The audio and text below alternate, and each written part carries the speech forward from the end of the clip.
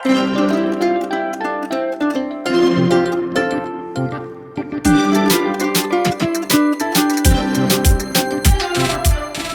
Everyone, आज आम बनाया जाऊे सुजी रे तैयारी गोटे सुंदर केक रेसिपी जोटा कि बहुत ही टेस्टी लगे। तो देखो केते सॉफ्ट है पूरा। तो वीडियोटी को फास्ट रू लास्ट पर्यंत देखिए तो जानीपर ना स्किप कले बुझीपारे। तो देखो फास्ट ग्राइंडिंग जार रे आम गोटे कप सुजी ऐड करनबा, रेगुलर सुजी ही ऐड करेंगे। तापर से आम गोटे कप क्षीर ऐड करनबा, से सेम कप रे मेजरमेंट रे आपण सेतिकी ही क्षीर नेबे। तापर हाफ कप गुड़ ऐड करनबा। तो आपण चाहिए चीनी मध्य ऐड करि परिबे, किंतु गुड़ ऐड करले बहुत ही बढ़िया लागबो, किछि भी अलगा टेस्ट आसबनी, पूरा बहुत ही सुंदर टेस्ट आसब। तो निश्चिंत गुड़ ऐड करके थरे देखंतु, नाले आपण ब्राउन सुगर मध्य ऐड करि परिबे। एबे सेतरे 2 टेबल स्पून कस्टर्ड पाउडर आ 1/4 कप मिल्क पाउडर ऐड करनबा। तो ये भाव में सब ऐड कर सारा पर आम ताकू कभर करके भल भाव में ग्राइंड करनबा, पूरा जमती बहुत ही स्मूथ पेस्ट आमर रेडी हो।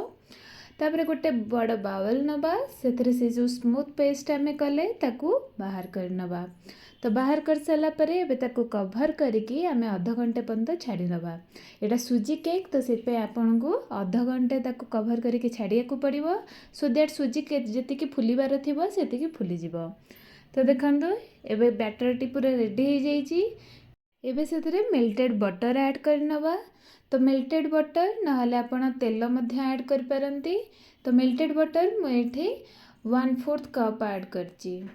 आपण मेजरमेंट अनुसार 1/4 कप देवे, नहले 2 to 3 table spoon Madhya add कर पारिबे। तो एठी मध्य आपण मेल्टेड घी ऐड कर पारिबे, तेल मध्य ऐड कर पारिबे, बटर मध्य ऐड कर पारिबे। तो एबे सेतरे half teaspoon baking powder, 1/4 teaspoon baking soda add करेंगे। तो मन रखिले half teaspoon baking powder, 1/4 teaspoon baking soda ताकू ऐड कर सारा पर गोटे चामच द्वारा ताकू धीरे धीरे गोले नेबे। एटा जोरे जोरे गोलेबा किछि भी दरकार नहीं। आ बेकिंग सोडा और पाउडर पर एटा जोरे गोला जाए नहीं। तो धीरे धीरे जस्ट जमती कि पूरा मेल्ट हो संगे गोले हो सेमती ऐड करेंगे। तापर एबे सेतरे टूटी फुटी ऐड करके ताकू टिके मिसई देबे। तो आपण चाहिए टूटी फुटी को मैदा सांगरे टिके आग गोलेकी, माने जेमती कि सुखा मैदा रे टिके नाकू ताकू डिप करके गोलेकी ताकू तापर छिंची पारिबे, सो दैट सेटा तळे जाकी बसी पड़िबनी। तो मु एई भली भाबरे पके देछि, आपण चाहिए से भली भाबरे पके पारिबे। तो एबे गोटे प्रेशर कुकर को नहीं जिबा, ता धरे टिके तेल किंबा बटर देकी ताकू भल भाबरे ग्रीस करिनबा। तो ग्रीस कर सारा पर ता धरे गोटे बटर पेपर ऐड करिबा। तो बटर पेपर ऐड कर सारा पर आ ऊपर मध्य आपण तेल कि बटर मध्य दे देबे। तो सेटा इजीली बाहरी आसीबो। ता ऊपर एबे आम ताकर बैटरटा आम जो करथिले केक रो बैटर ताकू आम ऐड करनबा। तो यहाँ देखो बहुत ही हेल्दी रेसिपी, किसी भी माने याडू साडू आम पकईने। तो यहाँ निश्चिंत ट्राए करंतु।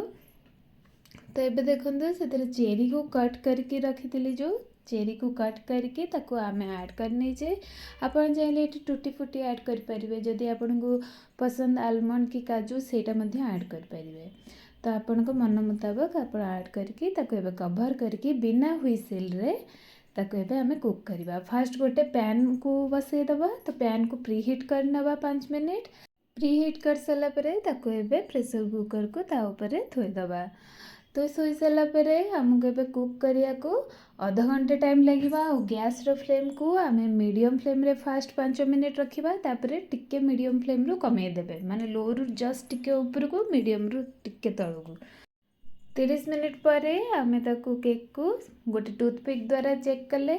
तो टूथपिक को इंसर्ट करके चेक कला द्वारा जो क्लीन आसुथिबो ताहले आपन केक टी पूरा हो जाइए। जदि सेतिर किछि लागुथिबो ताहले आउ 5 ରୁ 10 मिनिट आपन बसई देबे।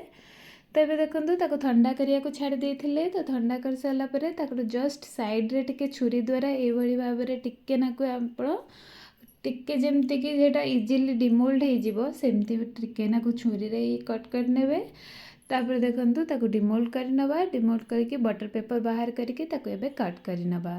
तो आपणको इच्छा अनुसार आपण ताको कट कर परिवे। मु गोटे पीस कट करके आपन को देखौची। देखंतु केते सुंदर भाव रे हेची केकटा।